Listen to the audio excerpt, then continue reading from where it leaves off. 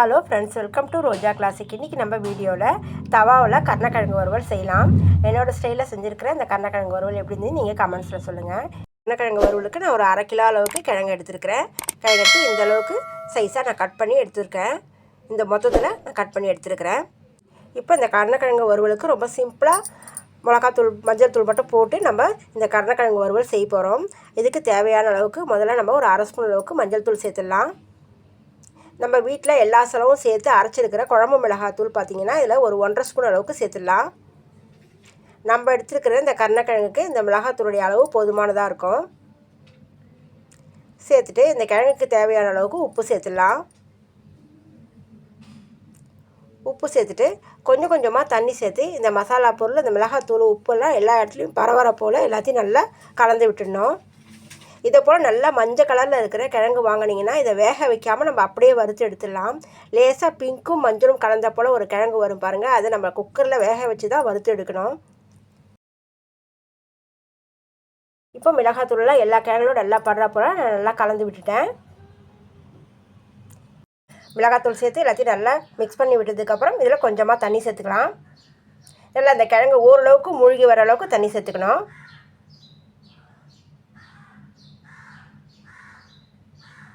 இப்போ அடுப்பை நான் இந்த அளவுக்கு ஸ்லோ ஃப்ளேமில் வச்சிடுறேன். வச்சுட்டு இப்போ நம்ம அந்த தவாவை எடுத்து இது மேலே வச்சிடலாம். வச்சுட்டு இது நல்லா ஸ்லோ ஃப்ளேம்லேயே ஒரு 15 நிமிஷம் போல் வெந்து வரணும். இதுக்கு பார்த்திங்கன்னா ஒரு 5-6 ஸ்பூன் அளவுக்கு எண்ணெய் சேர்த்துக்கலாம். நான் சின்ன குழிக்கரண்டி அளவில் ஒரு 2 குழிக்கரண்டி அளவுக்கு எண்ணெய் சேர்த்துருக்குறேன்.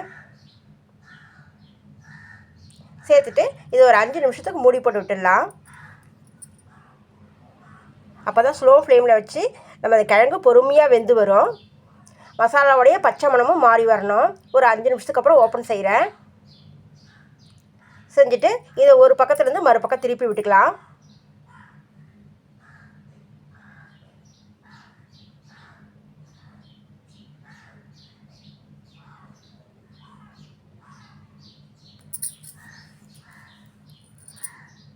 இப்போ எல்லா கிழங்கும் நான் திருப்பி விட்டதுக்கப்புறம் மறுபடியும் மூடி போட்டு வைக்கிறேன்.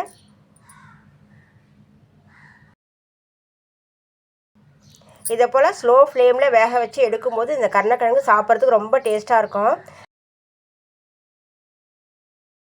ஒரு தடவை ஓப்பன் செஞ்சு கலந்து விட்டுட்டு மூடி போட்டு வேக வச்சு எடுத்திருக்கேன். கிழங்கு பார்த்திங்கன்னா நல்லா வெந்து வந்திருக்குது. இப்போ நம்ம இதுக்கு மேலே மூடி போட்டு விடக்கூடாது. இது ஓப்பன்லேயே வச்சு நல்லா முருகலாக மேலே நல்லா கிறிஸ்பியாகவும் உள்ளே நல்லா ஸ்பாஞ்சியாக வெந்திருக்கிற போலவும் இது நல்லா ஓப்பன்லேயே வச்சு வேக வச்சு எடுக்கணும். கிழங்கு நல்லா வெந்து வந்துடுச்சு. இதுக்கு மேலே மறுபடியும் 1 ஸ்பூன் அளவுக்கு மட்டும் எண்ணெய் சேர்த்துக்கிறேன் நான். இது மிளகாத்தூளாக நல்லா கிறிஸ்பியாக வரும்போது ரொம்ப டேஸ்ட்டாக இருக்கும். சேர்த்துட்டு ஒரு பக்கம் நம்ம திருப்பி விட்டுட்டே இருக்கணும்.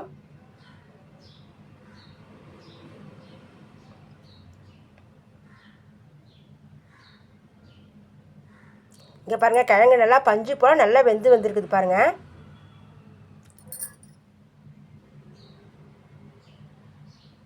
கருணக்கிழங்கு நல்லா வெந்து வந்ததுக்கப்புறம் மேலே கொஞ்சமாக கருவேப்பிலை சேர்த்துக்கலாம். இந்த கருவேப்பிலை இந்த மிளகாத்தூளோட நல்லா பொறுப்பாக கிறிஸ்பியாக வரும்போது சாப்பிட்றதுக்கு ரொம்பவே நல்லாயிருக்கும்.